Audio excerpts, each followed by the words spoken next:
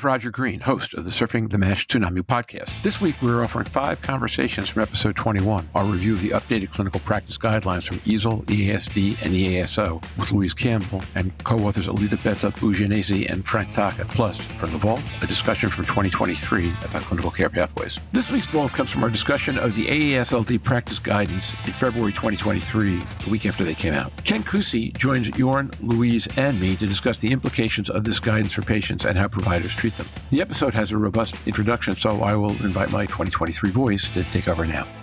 Hi, this is Roger Green, host of the SurfingMASH Tsunami podcast. This weekend, we're offering 5 conversations from episode 7, our review of the new AASLD NAFLD Practice Guidelines with Ken Cusi. Plus, from the Vault, conversation 59.3 from season 2, in which we discussed a then-recent article from Jeff Lazarus and Jörn Schatenberg titled Advancing the Global Health Agenda for NAFLD. Ken Cusi starts this conversation by asserting how important it is that both patients and providers be educated on the solutions that are available today, ranging from effective diet modification to bariatric surgery and anti-obesity and diabetes drugs. Louise Campbell notes the pivotal importance of allied health providers, notably nurses and dieticians, in supporting these guidelines, given that the allied providers offer more frequent and extensive contact points to patients than physicians do around some of these issues. This prompts Ken to share some exciting news. The American Diabetes Association is in the process of creating a consensus statement that will recognize NASH formally as a condition associated with diabetes. He reveals that he is chairing a committee working to create a consensus statement on this subject, which is consulting with an array of contributing stakeholders, notably including representatives from the dietitian, diabetes educator, pharmacy, obesity management, primary care, and hepatology communities, among others. Ken expresses his optimism for the momentous energy and convergence of fields in an unprecedented effort to combat fatty liver diseases collectively. Jörn Schatenberg adds that such collaboration will drive stronger patient advocacy and better education around the specific questions that physicians and providers should be hearing from their patients. These new practice guidelines represent one more positive step in the ongoing process of creating standards for how to diagnose and treat patients living with NAFLD and NASH. This episode explores the next major publication in the ongoing stream of new information and education, and an important one at that. So, sit back, listen, enjoy, learn, and when you're done, join the dialogue on our LinkedIn discussion group.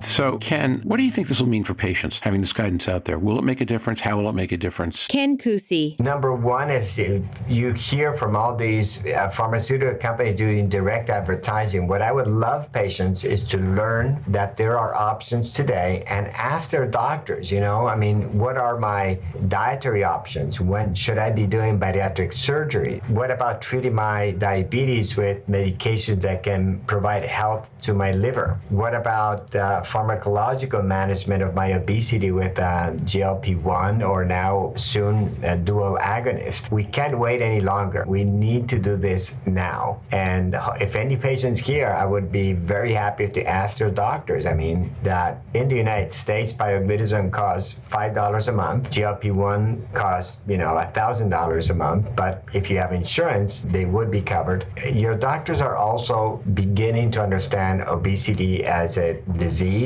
not like a lack of will kind of pattern. It's a chronic disease and treatable. Again, for those who have not followed this literature, if you lose significant amount of weight, 5 to 10% of your total body weight, that has a huge impact on reversing or halting steatohepatitis and probably fibrosis. And pioglitazone, and there are 6 studies now that have been fairly consistent in its ability to prevent steatohepatitis. So the time is now, and I think these drugs will be combined with the drugs that are coming out and that we're going to talk in future programs, right, Roger? Yeah, so Ken, I'm waiting for you to show up at a major medical meeting and putting stickers on people's lapels saying "Learn to love pioglitazone." Oh, I made them already. I have a box of stickers. I can see it in your future. Okay. Maybe you do. Louise Campbell. For me, we miss something slightly. Not all patients interact with physicians. What I don't see here is how we get this to the nurses and where we get that comorbidity management, because more people will interact with their nurses more frequently with their doctors. So when we talk about these guidances and guidelines, we really need to be looking at getting them to the front line of where patients actually feel comfortable talking. I've obviously had the experience in hospital recently where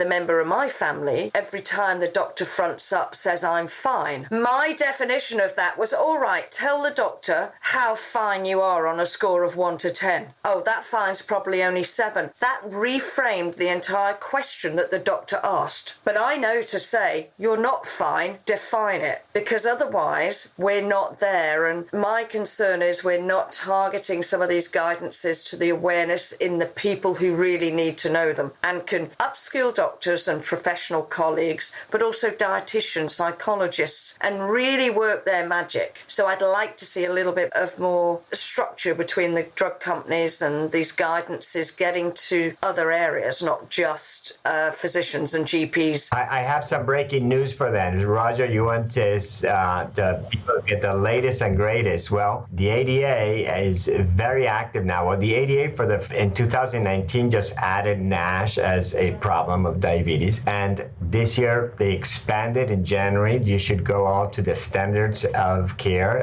Their comorbidities, they expanded the fatty liver NAFLD section. And we are now going to create a consensus statement. I'm chairing that committee. And we are going to invite dietitians, diabetes educators, all pharmacy representatives, primary care, hepatologists. So we're going to create a large consensus around all the stakeholders so they are educated among this. And dietitians and nutritionists are going to be playing a big part in this. Also obesity management leaders. So we expect that maybe by summer, the ADA will come up with a very detailed approach to NASH. Not quite in time for the ADA meeting, huh? But almost. I'm pushing the people. We are all very excited, and we have a very good group of people. The ADA is aware of the problem as never before, and I went with a bunch of stickers to the ADA meeting, and it's working. So we are going to have a very strong guidance and support for the efforts that our European peers are doing, and all over the world, and AASLD and so forth. So I think momentum is gathering. But again, these things take patience. So, Jörn, you started to say it was very exciting. Keep going. Jörn Schatenberg. No, it is very exciting. And again, I think, it's aligned with this guidance and then the activities that Ken has just been detailing, that it will bring the disease awareness up. It will empower the patients to, identify with their disease and actually vocalize to their physician, as Louise said, vocalize and say, I think I have advanced fibrosis. What is my risk of advanced fibrosis? And that will help patients. They'll know on what to focus and which questions to ask their physicians, in particular if it's detailed in easier languages. And I think this is also something that's crucial. Now, this guidance is very technically more from AASLD, more towards physicians and peers, but there will be parts, and I think the activities Ken just mentioned on, the outreach and the information, there will be a lot of opportunities to also provide more plain language and explanations of what we're looking at here. So I've got our friend Stephen Harrison in the back of my head right now. And the Harrisonism I've got at the moment is meet him, greet him, and treat him. And since that was the phrase Stephen used to describe the duration and depth of a primary care visit, I'm kind of wondering how this is going to translate into that, right? We're asking people to absorb new information, add tests. Well, what I think is that this guideline, and again, we want to congratulate the effort that Maru Rinella as a leader and as everybody else did. They have bullets of what to do. They have a statement in the table 7 says off-label use of approved medication for comorbid conditions, recognizing there's no FDA-approved drug. Our primary care doctors are using left and right semaglutide, which is promoted in the guideline because it has the only large GLP-1 randomized controlled trial with biopsies before and after. Pioglitazone has a number of studies that I think this audience will be familiar with. Vitamin E can be considered in select individuals, particularly without diabetes. Their long-term effects are still waiting, but many in the audience, or when I give a question, ask me, what about metformin, or statins? Metformin, great diabetes medication. patient, but doesn't have a major impact on steatohepatitis. Statins should be used almost always, unless they can't tolerate them for some reason. But statins should be used, again, in people with more advanced or decompensated cirrhosis. The benefit has been less, there's less experience, but they can be used in people with compensated cirrhosis. These are all things that can be done now. The primary care doctors are doing it, but I think when patients and their doctors know that there is a liver problem, the liver has a big emotional component. So I would encourage all the listeners to go out with this message and make a difference in the people that they're seeing every day in and out. And now, back to Roger. We hope you've enjoyed this recording.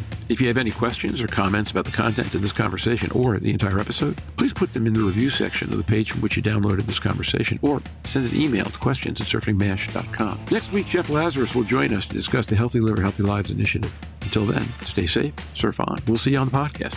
Bye-bye now.